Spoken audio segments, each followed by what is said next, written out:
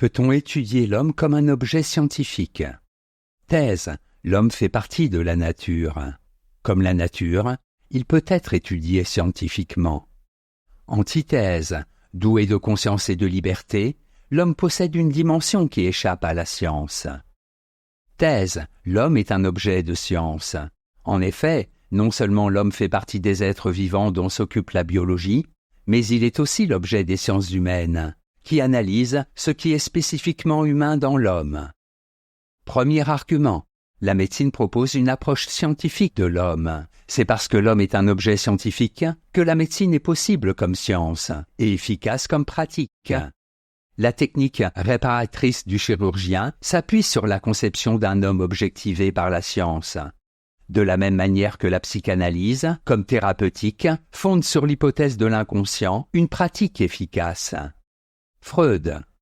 Deuxième argument. Les faits humains peuvent être observés et mesurés. Les sciences humaines étudient l'activité humaine comme un fait indépendant de la conscience individuelle dans les phénomènes psychologiques, historiques et sociaux.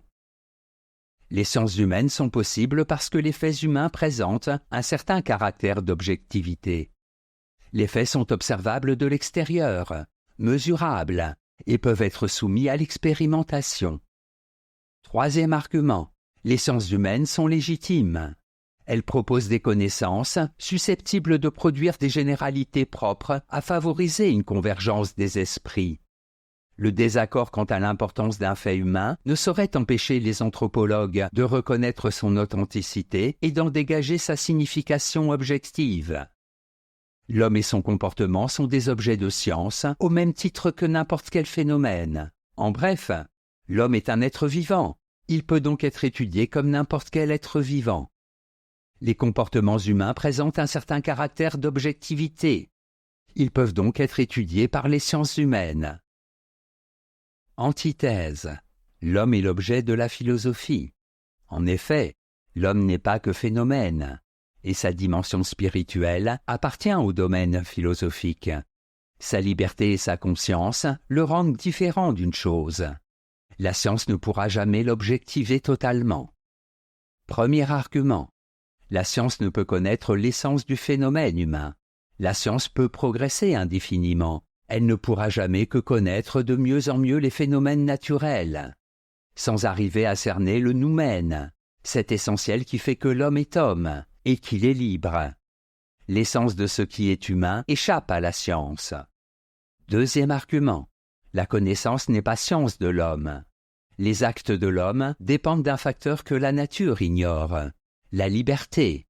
L'homme est un être doué de conscience et de liberté, et on ne saurait le soumettre au régime des phénomènes naturels. Certes, ces actes ne sont pas étrangers à toute loi, ce qui les rendrait contingents et imprévisibles, mais ils ne peuvent pas être interprétés dans le cadre d'un déterminisme scientifique au sens strict.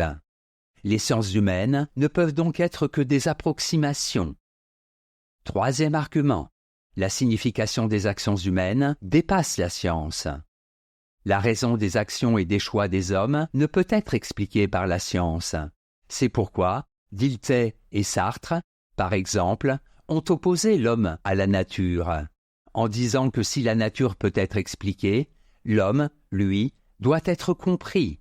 L'homme ne peut être appréhendé dans sa totalité par les méthodes scientifiques, ce qui sort des limites de la science et du domaine de la philosophie, notamment. En bref, l'homme appartient aussi au monde des idées et du spirituel, que la science ne peut étudier.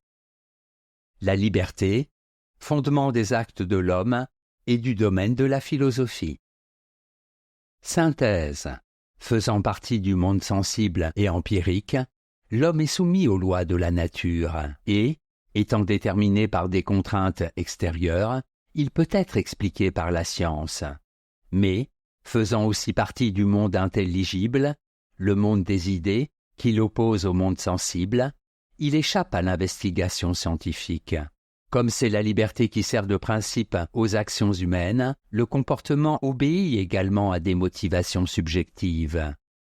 Or celles-ci ne sauraient être expliquées de la même manière que les lois naturelles. Il faut donc distinguer l'homme, objet de science, de la personne humaine, objet de philosophie. Notes et commentaires. Sciences humaines. Sciences ayant pour objet l'étude de l'homme et la société, dans les domaines où ceux-ci ne peuvent être appréhendés par les sciences exactes.